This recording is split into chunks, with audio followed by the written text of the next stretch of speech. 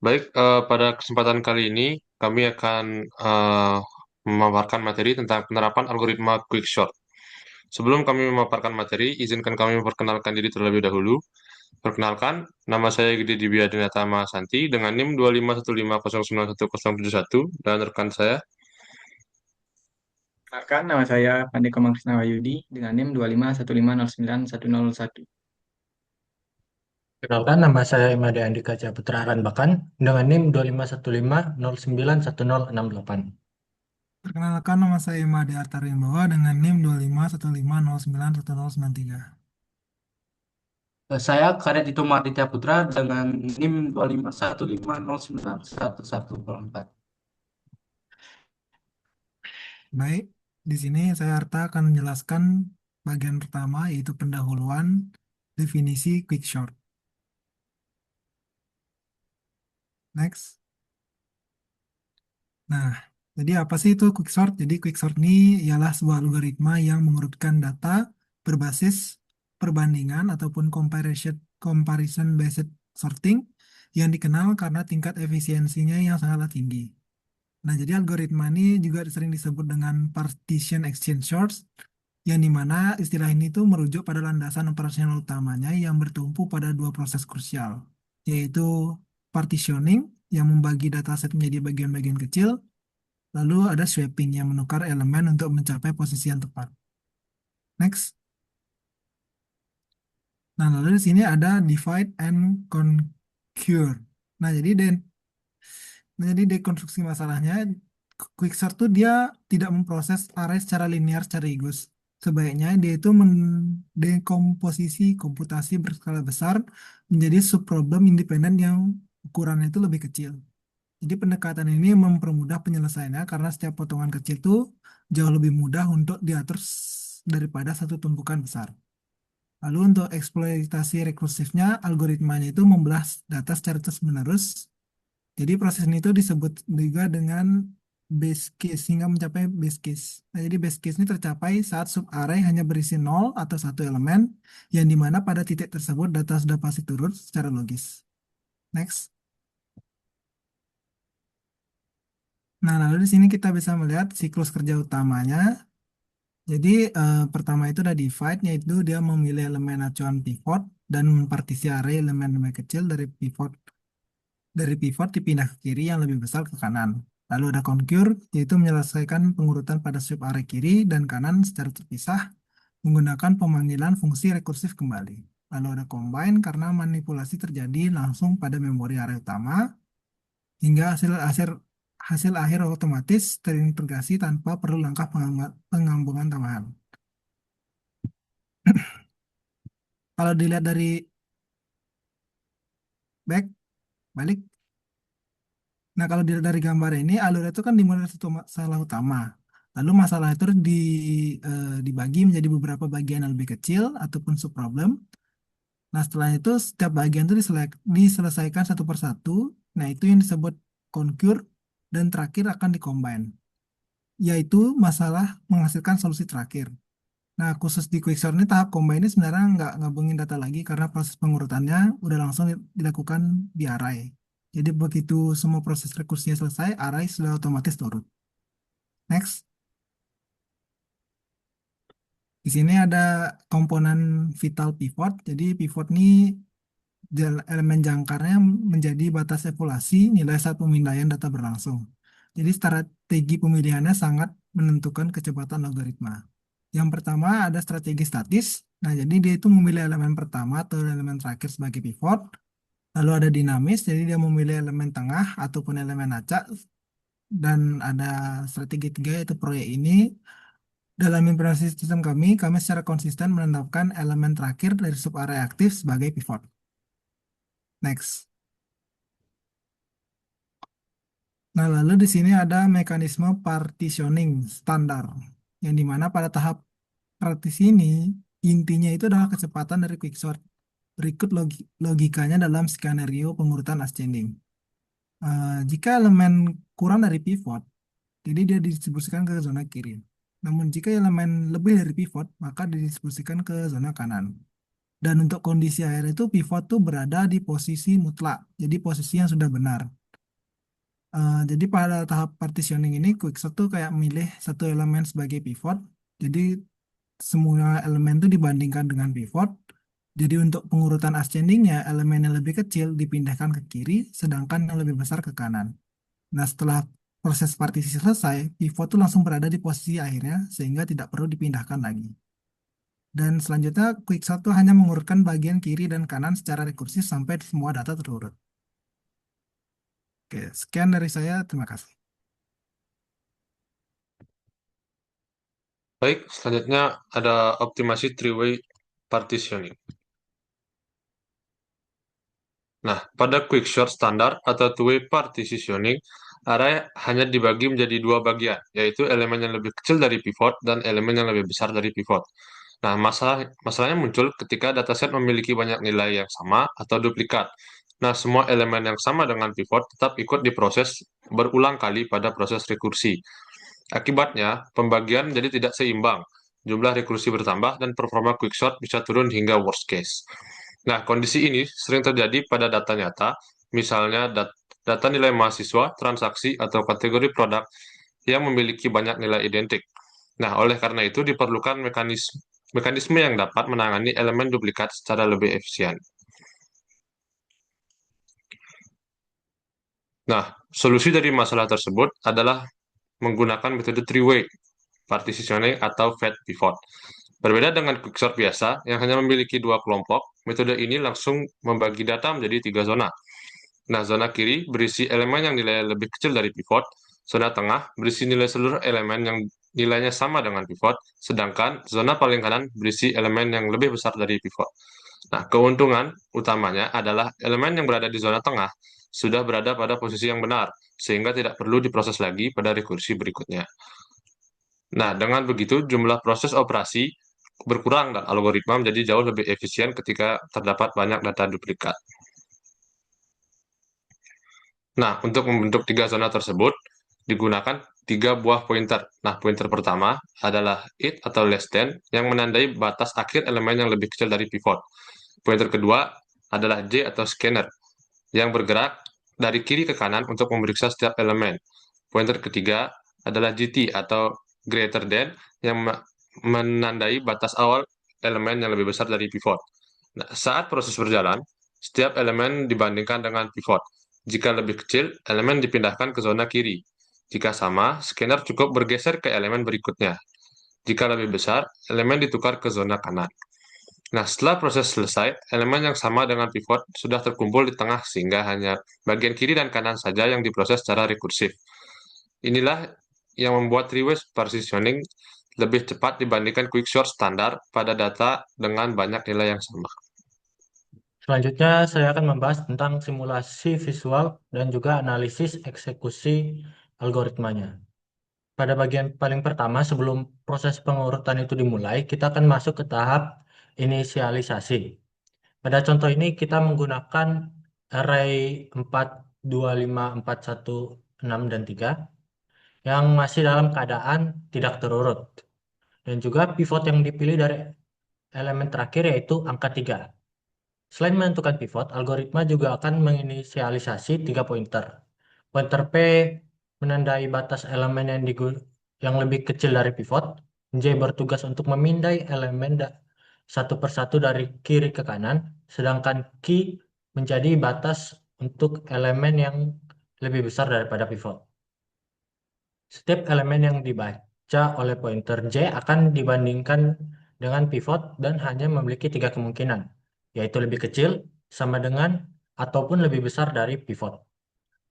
Dari hasil perbandingan inilah algoritma akan menentukan apakah elemen akan dipindahkan ke zona kiri, tetap di tengah, atau dipindahkan ke zona kanan. Next. Nah, setelah proses inisialisasi selesai, algoritma akan mulai memeriksa elemen pertama. Di sini kita dapat melihat contohnya yaitu angka 4. Karena 4 itu lebih besar dari pivotnya yaitu 3, maka algoritma akan mengikuti jalur nilai AJ itu lebih besar daripada X. Maka pointer key akan digeser satu langkah ke kiri. Kemudian angka 4 akan ditukar dengan elemen pada posisi key. Nah, yang perlu kita perhatikan di sini adalah pointer J itu belum berpindah.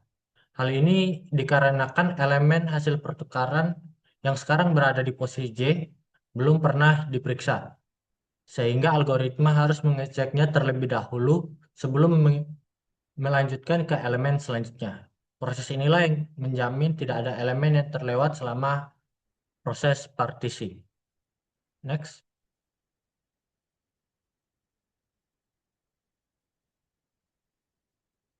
Oke, setelah proses pertukaran, elemen yang berada di indeks pertama sekarang adalah angka 3 atau elemen 3. Karena nilainya sama dengan pivot, algoritma akan mengikuti jalur nilai AJ sama dengan X. Nah, pada kondisi ini tidak akan dilakukan pertukaran karena posisi elemen itu sudah sesuai. Yang berubah hanyalah pointer J yang bergerak ke elemen berikutnya agar proses pemeriksaan dapat terus dilanjutkan. Langkah ini akan menunjukkan bahwa algoritma hanya melakukan pertukaran jika memang hal itu diperlukan, sehingga proses akan menjadi lebih efisien. Misalnya next. Selanjutnya pointer akan membaca angka 2. Karena 2 itu lebih kecil dari pivot, yaitu 3, maka algoritma akan mengikuti jalur nilai AJ itu lebih kecil daripada X. Nah, pointer P itu akan bergeser satu langkah ke kanan, kemudian angka 2 itu akan ditukar sehingga masuk ke zona kiri. Setelah proses swap selesai, pointer J juga akan bergerak ke elemen berikutnya karena posisi angka 2 itu sudah benar. Setelah angka 2 berhasil ditempatkan di zona kiri, maka pointer J itu akan berpindah ke elemen berikutnya yaitu angka 5. Bisa di next.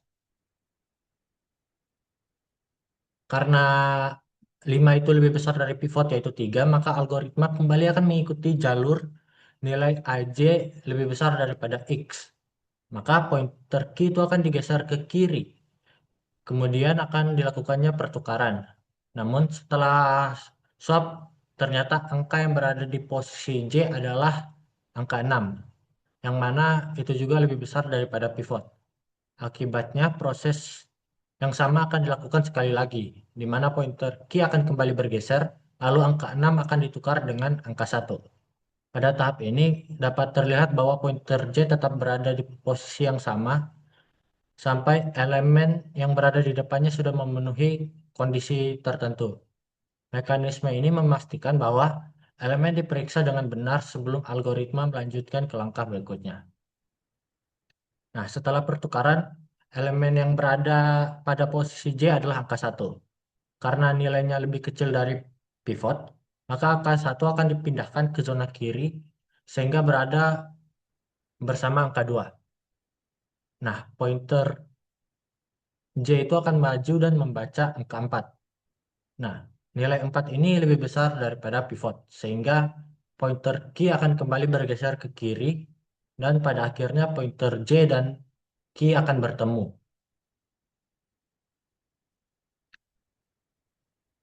Bisa di next.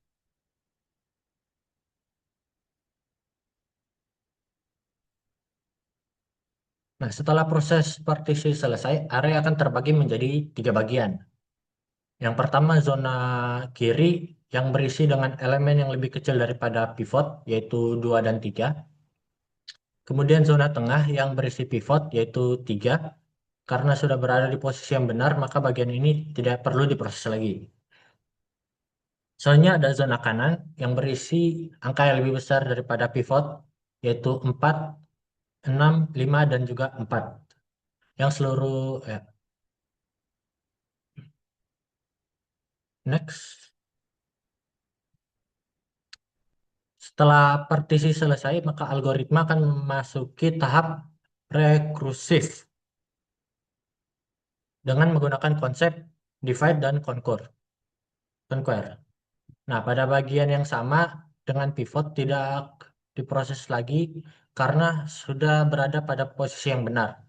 Algoritma hanya akan melanjutkan proses pada subarray kiri dan juga subarray kanan. Masing-masing subarray atau zona akan diperlakukan seperti array baru.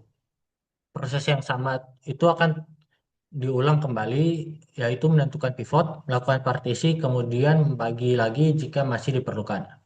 Nah, dengan cara ini, ukuran permasalahan itu akan semakin kecil di setiap langkahnya, hingga seluruh elemen tersebut berhasil diurutkan. Inilah yang membuat quicksort menjadi salah satu algoritma pengurutan yang efisien. Next.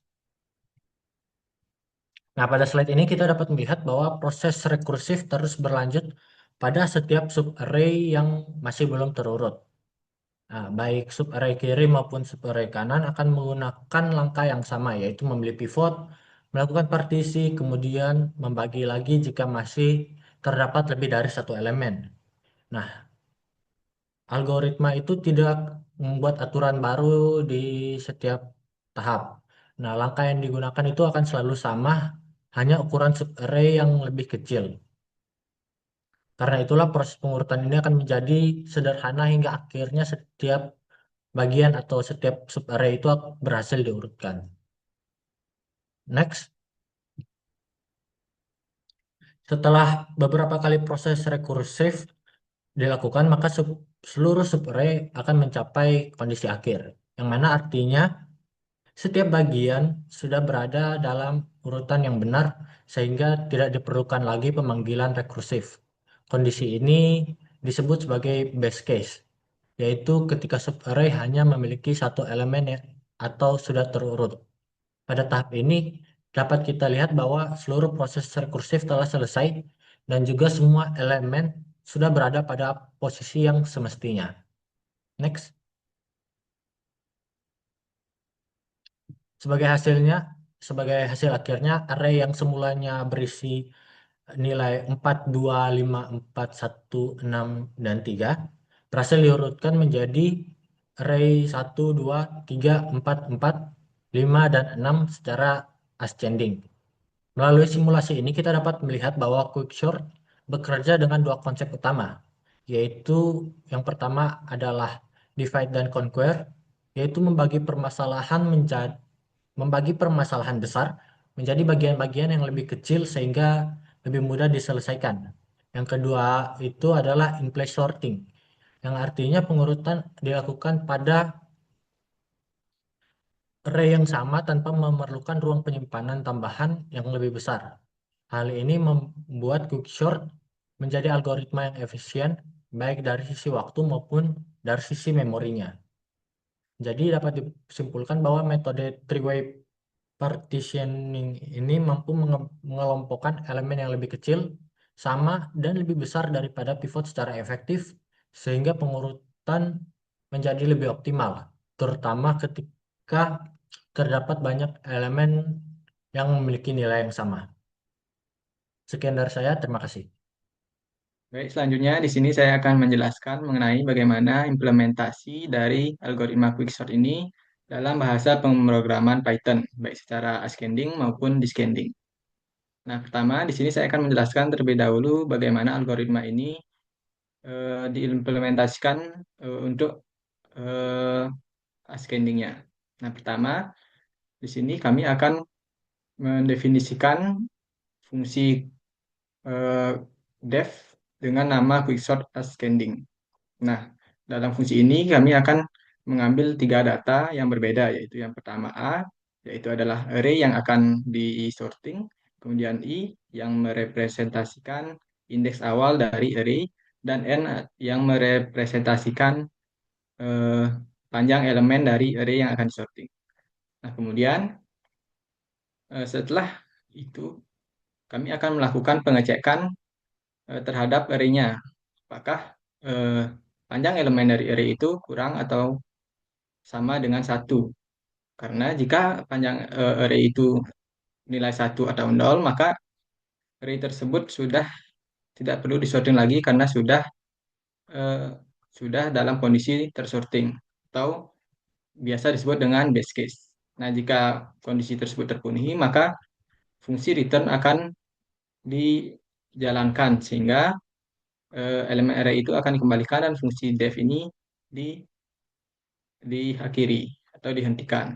Nah, kemudian setelah dilakukan pengecekan base case-nya, kami menginisiasi atau mendefinisikan 4 variabel yang digunakan untuk membantu proses sorting ini. Yang pertama itu adalah variabel X yang merepresentasikan nilai pivot dalam proses sorting ini.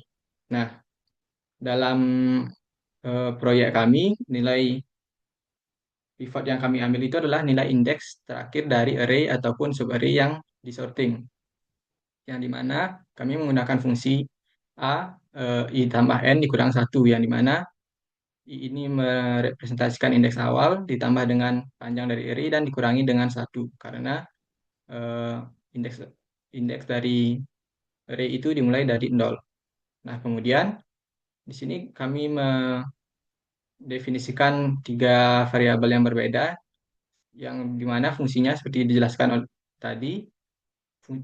Variabel ini digunakan untuk membantu mekanisme three-way partitioning, yang dimana variabel P ini akan berfungsi sebagai batas atas dari zona kiri dalam partisinya. Kemudian variabel J berfungsi sebagai variabel untuk eh, untuk penunjuk atau pointer, yang dia akan mengevaluasi atau menunjuk setiap elemen pada array untuk dievaluasi. Kemudian ada variabel key yang berfungsi sebagai batas bawah dari zona kanan partisi. Nah, oleh karena itu, variabel key di sini kami akan eh, mengisinya dengan nilai i dikurang 1, yaitu nilai i berarti adalah indeks pertama dari array dikurangi dengan 1.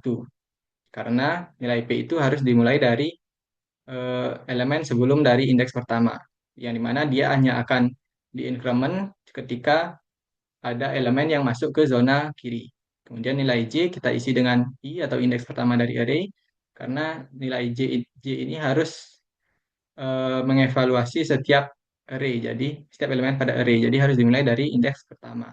Kemudian nilai key kita isi dengan nilai N ditambah dengan I, karena nilai key ini harus dimulai dari setelah indeks terakhir, makanya kita tidak menguranginya dengan 1. Nah, setelah itu barulah kita masuk ke fungsi utamanya, yaitu fungsi pengelompokan elemen-elemen array ini ke zona kanan, zona kiri, dan zona tengah. Nah, pertama, sebelum kita masuk ke proses evaluasi pengelompokannya, kita harus menulis while loop, yang dimana loop ini akan terus berjalan sampai nilai J itu lebih kecil daripada Q. Alasannya karena nilai J ini itu akan mengevaluasi setiap elemen pada array. Oleh karena itu, dia akan harus berhenti ketika dia menyentuh eh, batas bawah dari eh, zona kanan, karena setelah nilai dari Q ini itu pasti elemen yang berisi eh, nilai yang lebih besar dari pivot atau pivot. Jadi nilai yang setelah indeks Q ini pasti sudah diurutkan.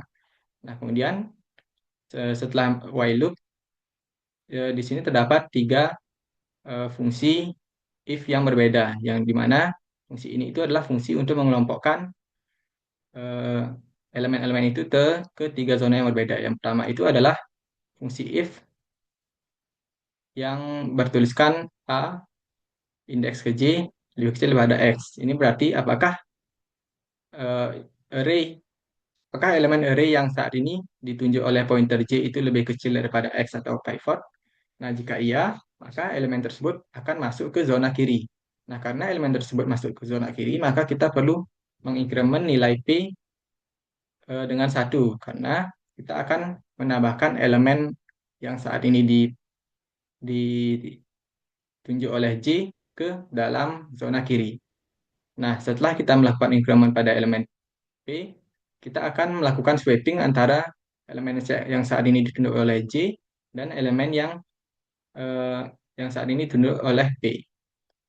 Nah, untuk proses sweepingnya ini kami menggunakan elemen variabel sekunder, variabel sementara untuk proses sweepingnya, yaitu variabel temp, yang dimana fungsinya itu adalah untuk mengamankan nilai J sebelum update menjadi nilai P, nilai A ke P. Jadi nilai tem akan kita isi dengan nilai A ke J, kemudian nilai A ke J, nilai eh, AJ kita isi dengan nilai AP, kemudian nilai AP kita isi lagi nilai tem yang tadi berisi, yang tadi kita masukkan nilai A ke J.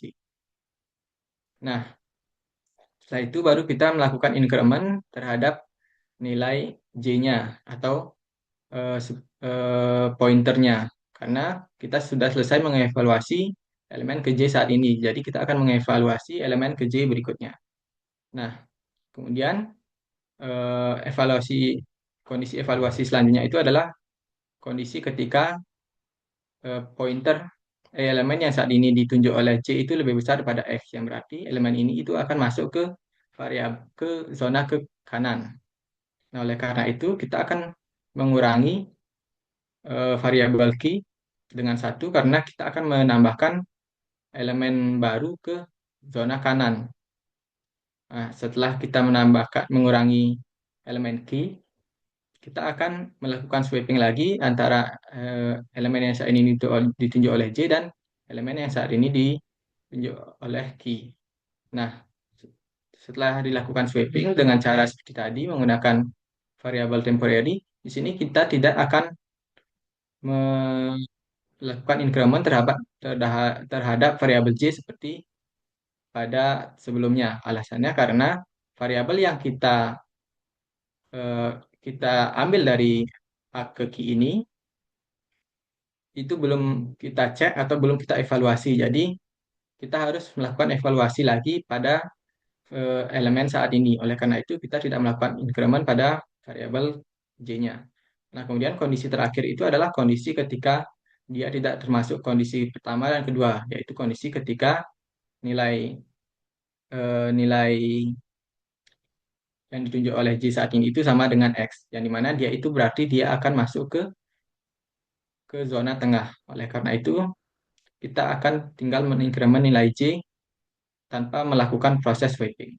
Nah, jadi itulah untuk proses algoritma sweepingnya atau pengelompokannya ke dalam tiga zona yang berbeda. Selanjutnya kita akan masuk ke proses rekursif, yang dimana elemen yang dimana elemen yang tadi kita kelompokkan ke dalam tiga partisi yang berbeda itu kita akan eh, kita akan menjalankan, kita akan eh, rekursif untuk partisi tersebut, terutama untuk zona kiri dan zona kanan. Yang dimana untuk zona kiri kita akan masukkan, kita akan rekursif menggunakan fungsi ini, yaitu kita akan memanggil lagi fungsi quicksort ascending yang kita buat. Namun untuk data yang kita masukkan itu ada penyesuaian. Yang pertama, nilai i-nya itu akan tetap i, ya nilai yang merepresentasikan indeks pertamanya itu akan tetap i, tapi nilai yang merepresentasikan panjang dari array-nya itu akan menggunakan p dikurang i tambah 1 karena panjang dari subarray ini pasti berada pasti panjangnya itu adalah sepanjang batas atas dari zona kiri. Kemudian untuk rekursif zona kanannya kita akan memanggil fungsi quicksort ascending ini dengan nilai i-nya itu kita isi dengan key atau batas bawah dari zona kanan, dan nilai n-nya itu kita akan isi dengan n dikurang key dikurang i.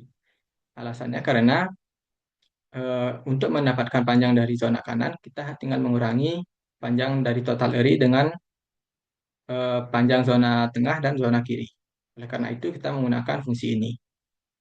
Nah, kemudian eh, itulah bagaimana cara proses rekursif itu dijalankan. Jadi nanti zona kirinya itu akan terus dilakukan pengulangan eh, pengulangan sorting ini hingga dia mencapai base case, yaitu ketika elemennya itu sama dengan 1.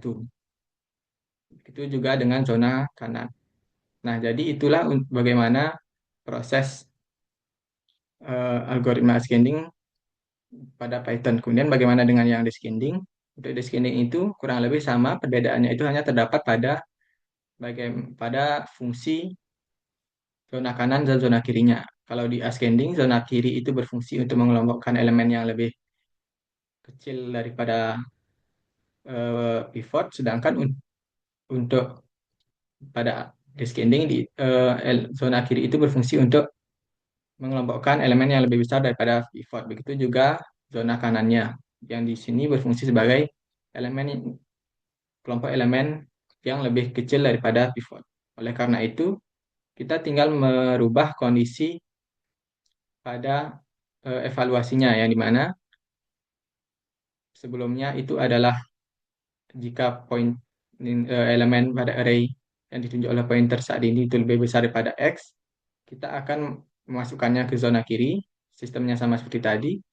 Dan jika elemen tersebut lebih kecil daripada X, kita akan memasukkan ke zona kanan, sistemnya juga sama seperti tadi. Nah, kemudian fungsi terakhir yaitu adalah bagian main execution-nya, yang dimana ini terdiri dari 3 fungsi, yaitu fungsi input, kemudian fungsi call def-nya, kemudian yang terakhir fungsi untuk print hasil array-nya, hasil sorting-nya. Nah, untuk fungsi inputnya, di sini kita menggunakan list map integer input dengan batas n, yang dimana n ini adalah panjang dari array-nya. Jadi pertama kita akan meminta panjang dari array dengan integer input dari user. Kemudian kita akan meminta user untuk masukkan variabel-variabel yang nanti akan masuk ke array-nya. Yang dimana nanti variabelnya itu akan spasinya dihilangkan baru dipotong sebanyak n atau panjang dari array-nya. Nah, kemudian kita akan mengcopy atau menduplikat nilai dari array-nya ini ke dalam array ascending, ke dalam variabel array ascending. Tujuannya agar nilai array ini tidak berubah, karena nilai array ini juga akan kita gunakan pada array descending dan pada print. Nah, setelah kita menduplikasi nilai array-nya, baru kita akan masukkan nilai array ini ke fungsi quicksort ascending-nya. Dengan nilai A kita isi dengan array ascending, nilai I kita isi dengan 0, dan nilai N kita isi dengan panjang dari array ascending dengan menggunakan fungsi len atau length. Nah, kemudian untuk descending juga sama, kita akan menduplikasi nilainya, baru memasukkannya ke fungsi quicksort descending. Yang nilai A kita isi dengan array descending, I isi dengan 0, dan N kita isi dengan len dari array descending. Nah, kemudian untuk fungsi printnya, kita tinggal tulis print dari array-nya, dari variabel array-nya. Nah, kemudian jika kita coba jalankan kodenya,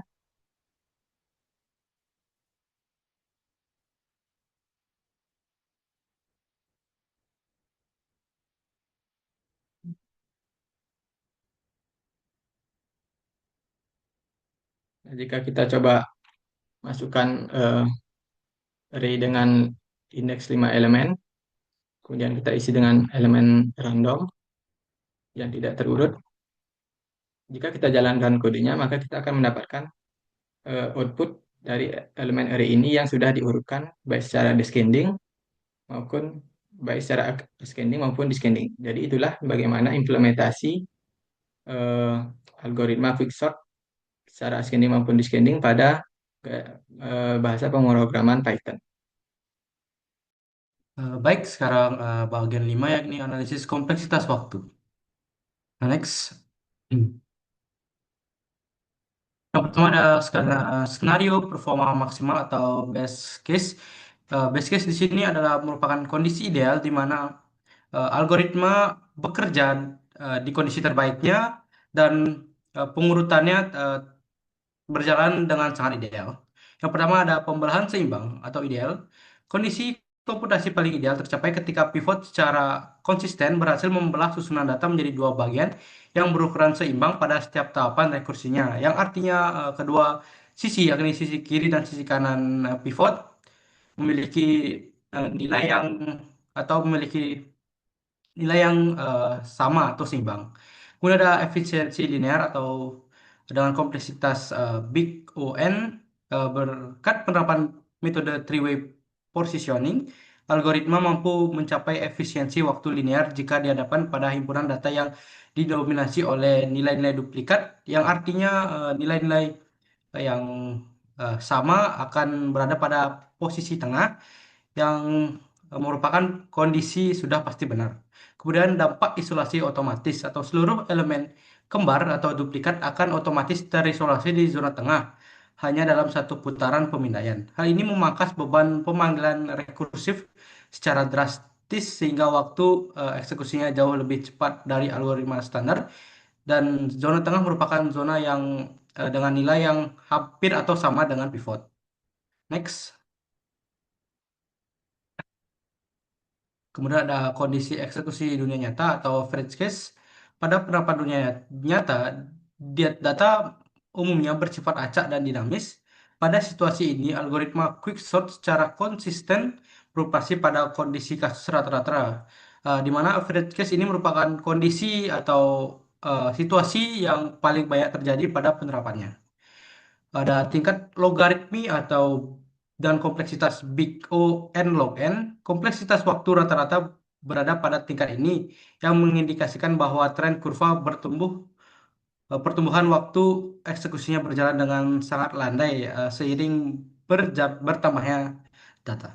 Kemudian ada responsivitas maksimal, di mana karakteristiknya komputasi ini menjadikan quicksort jauh lebih responsif dan adaptif dibandingkan algoritma klasik berwujud kuadratik atau seperti bubble sort, yang mengindikasikan bahwa quicksort ini merupakan algoritma pengurutan yang salah satu yang paling populer dan yang paling optimal. Next. Ada degradasi performa algoritma atau worst case, di mana worst case ini merupakan kondisi yang paling tidak ideal, di mana algoritma bekerja paling banyak sehingga waktu eksekusi menjadi yang paling lama. Yang pertama ada penurunan ekstrim dengan kompleksitas big O n kuadrat, di mana efisiensi dapat menurun drastis menjadi kuadratik jika algoritma berulang kali membelah data ke dalam komposisi yang timpang, misalnya data terurut terbalik. Pada kondisi ini, algoritma seringkali membaca elemen yang sama terus-menerus atau berulang, sehingga eh, pengurutannya berjalan di kondisi yang kurang ideal. Kemudian ada ketimpangan partisi. Pada kondisi kritis ini, proses partisi hanya akan menghasilkan satu subari kosong, sementara seluruh elemen lain menumpuk secara berlebihan di sisi berlawanan.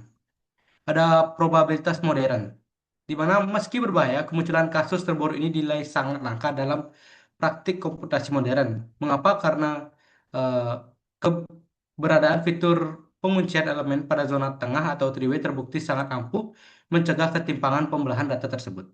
Next. Ada pola yang terakhir, yakni visualisasi kurva pertumbuhan waktu. Grafik ini memberikan ilustrasi komparatif mengenai lonjakan beban eksekusi seiring bertambahnya volume data. Di sini ada tiga kurva, yakni kurva merah merupakan kondisi terburuk, kurva biru yakni kasus rata-rata, dan kurva hijau merupakan best case-nya atau kasus terbaik. Yang pertama ada kurva biru, atau di sini dengan kompleksitas big O n log n, yang mempresentasikan kompleksitas rata-rata yang terlihat tumbuh secara perlahan dan stabil, yang merupakan kondisi yang paling sering ditemukan pada pengaplikasiannya.